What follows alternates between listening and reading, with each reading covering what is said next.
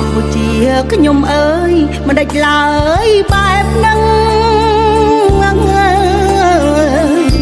មានជនល្ងិតល្ងងតាមព្រួតប្រហារំលោបំពេញ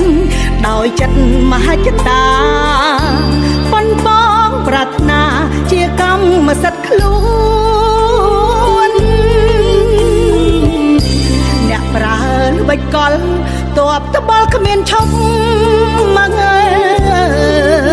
យទាំងថ្ងៃទាំងយប់ប្រឹងលាក់បំពួនប្រើដ្រូនទុំលាក់ក្របដាក់ទួនអាវុធយុទ្ធភ័ណ្ឌប្រហារខ្មែរយើងជាតិ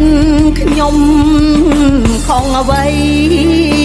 បានយ៉ាងបាញ់បងដីកែខ្ញុំសង់អ្នកប្រឹងដុតលើ